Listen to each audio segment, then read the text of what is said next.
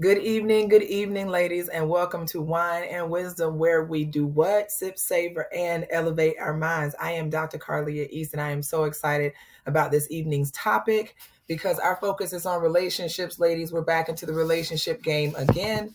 And so our goal today is unlocking intimacy, right? A guide to sexual satisfaction and fulfillment. Now, that's something to sip some tea, coffee, wine, and maybe some vodka too. Can I get an amen? Amen. Sexual satisfaction is something that we often don't talk about within our relationships. We talk about it a lot with our girlfriends, right? We talk about it a lot with maybe some of the frustrations that we may feel, or some things we want to explore, or maybe there are some things in your relationship that just don't make you feel sexy or beautiful or pretty. You feel degraded by them. But the bottom line is, we're not having these conversations with the people that we're having sex with, and that's an issue, right? And I think we have to get beyond some of these self feelings that we can't explore our sexuality, or that there's a time and a place for for women to be in a certain way, that we're supposed to respond in a certain way, we're supposed to react. Let me tell y'all something. When you're in an intimate relationship with someone, the rules of engagement are between the two of you. It does not matter the outside forces and what they think and what they don't think. This is about you and your mate. And if you are, whether you're married or engaged, those are the rules of engagement and consent, right? And so at the end of the day, we need to be able to ask for what we want and get what we want, no matter what we're going through. Now, as I share some secrets with you guys today about how to handle your intimacy, how to be more right when it in talking about it, if it vibes with you, I definitely want you to connect with me on your Seen and Be Heard call, because the Seen and Be Heard call is all about women being seen and heard by their mates in their relationships, as we're navigating being badasses in the world, navigating our kids or our fur babies, and maintaining our own work-life balance. We want to make sure that we are seen and heard in every space that we walk into. Okay. It's all about empowerment. I am Dr. East, as you guys know, been in the game for 20 years, serving women all over the United States, helping them thrive through divorce, helping them navigate relationships and get over the emotional hangovers, and also helping women who are high achieving to thrive and step up and stop imposturing in who they are, and instead redefine resiliency so that it works for you. Right. And that's what my blueprint powerhouse is all about. But let's get in today. All right, let's talk about Stephanie. So Stephanie's in her early 30s. So she's pretty much in the game of her sexual peak. She knows what's going on. She's had a successful career. She has a child that she loves and adore, and she and her mate have been kicking it for quite a few years now. They're not married, but they're together, right? And they're in an intimate relationship. Now, despite her seemingly perfect life where she's being successful at home, she has great work-life balance. She really doesn't have anything to complain about as far as her kid is concerned. She kind of likes how she looks even. She doesn't have any complaint about that. She's having some issues about her relationship, and it's been eating away at her, and it's her sexual dissatisfaction. Now, she and her mate have been together for almost a decade, and they used to share the most fulfilling, passionate relationship. How many of you guys can relate to that? And that's okay, right? We start out hot and heavy. We're dating. We're sneaking over to each other's houses. We're going to say, hey. And then we get married. We get together. And it's been great, right? Because it's in-house. It's right here. I don't have to go out for it. And then what happens, right? Kids, pets, families, stressors, society, politics, racism, genders, ism, all of these isms, all of these biases, all of these stressors weigh on us, right? And they get us to a point, both men and women, where we can't really communicate and relate the way we need to. So she's super passionate about, Stephanie is super passionate about filling her life. But again, she's noticed that it's not on the point where it needs to be. The spark and excitement is not necessarily there. It seems a little bit routine.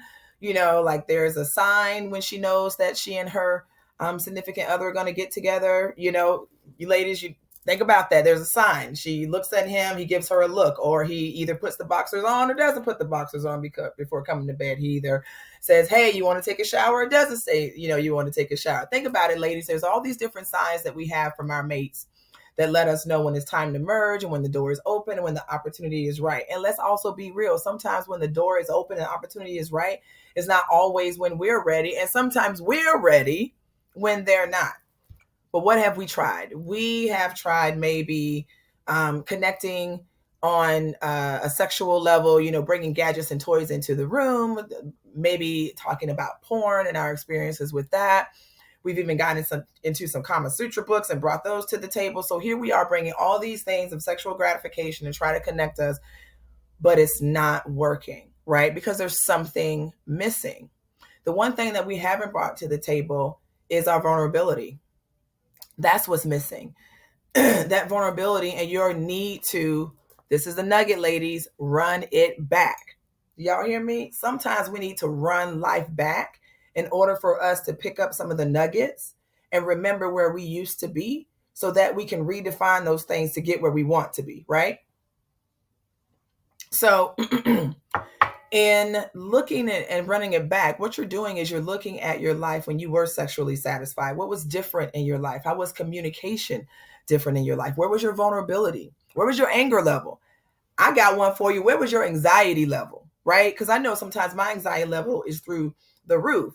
And sometimes when your anxiety is high, it's like, yes, I need to just go ahead and get one in so I can feel better. And sometimes your anxiety is so high, you don't even want to be touched or bothered. Or sometimes, okay, since we're talking about that, maybe the vibe that you're giving off or that your mate is giving off to you says, don't touch, when really what they want is to be held. And that leads to other things. But we don't know this because we're not running it back. We're not communicating. We are ships that are kind of passing throughout our days, and we're not reconnecting with one another and sharing the experiences that we're having. We need to run it back. Think about the last time you felt fulfilled. Think about what that looks like. Where were you? What space were you in? What space was your mate in? Are there specific things in your sexual experiences that you haven't explored, that you haven't spoken about, that you haven't even mentioned? Maybe that's playing a role in why you're not being satisfied, because you're not being clear about what it is that you want. You know, oftentimes our mates don't want to just fumble through the process. They want to make sure, especially if they are a giving and loving mate, that they are satisfying you and making you happy and vice versa. But if we're not communicating with him or her, if we're not telling them what we need, where we need it and how we need it, how are we going to be satisfied? And then we're sitting there upset sexually, blaming them, right? But upset with ourselves because ultimately we're not saying what it is that we need. The question is, why don't we say what we need? Do we feel that it's taboo to talk about it? Well, we're doing it, so we might as well talk about it. Do we feel that we're not going to be heard? Is there something that you want to do that you think your mate would be like, oh, she a freak? Now, wait a minute now. I don't know. Listen, ladies, we are brilliant. We are magnificent. We fill up a room with our presence. We should not lack for anything. No one should, but we should not lack for anything. There is nothing wrong with you using your voice to ask for the things you want. Just like you ask for what you need at work, you ask for what you need from your kids or from your friends, you have to ask your mate for those sexual needs. And if it means that you maybe need to get out of your bag a little bit and explore some, why not? That's between the two of you. Y'all can be as nasty as you want to be, as clean as you want to be, but ultimately it's about the two of you. Do not let outside factors come into your relationship and determine what it should be, how it should be, and how it should be explored. Okay? So ladies, we've got to start running it back. You have to start looking at yourself in the mirror, butt naked, and be like, you know what? Okay, I'm bringing that to the table. Find something that you're confident in. Find that thing on your body that you love, right? And allow that to help you to grow and to flourish. Do not hide who you are. Sex doesn't have to just be at night in the dark, right? I mean, it can be explorative, but we have to start being vulnerable and running it back and being clear about what we want. Because if we're not asking and if we're not describing and saying what it is that we need, how are we going to make sure our needs are going to be met? And then how are we making sure that we're communicating effectively with our mate and giving him or her the opportunity to meet our needs so that we can have a long-lasting relationship? And then again, if there are things going on sexually that you guys just aren't compatible, you need to be having a conversation anyway, because that may be a doorway for both of you to expand out in different directions, i.e. break up and find connections that are soulful and spiritual and sexual in the way that you need them. There is nothing wrong with having all three. It is actually a very good, healthy combination. Okay. Again, I hope you ladies were vibing with me. This was a personal topic, definitely very sensitive one, but it's something that we have to discuss. We cannot be hiding from it or taboo. Again, I want you to jump on your Seen and Be Heard call where we're going to talk about identifying negative thought patterns as it relates to the root causes of why you feel the way you feel in your relationships. Develop healthy coping strategies and boundaries and ways of communicating so that in your language, you're able to say the things that you need and you want and probably get most of them.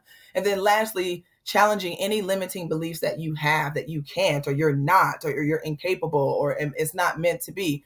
We're not dealing with that. We're going to push through and pull the beauty and the excellence that you have inside of you. Okay. So definitely jump on that call if you want to. Again, guys, I am Dr. E. So excited to be with you. Had a blast sipping, savoring, and elevating our minds. Wine and Wisdom is specifically for that, for us to talk about those topics that no one's talking about so we can get it in and learn how to be better. Please like, share, and comment below. Let everyone know that we can ask for what we want in the courtroom, in the bedroom, and the boardroom. Y'all hear what I'm saying? Again, this is Dr. Reese. Thank you guys so much. Stay unapologetically authentic, and I will be back next week with another episode of Wine and Wisdom. Be safe.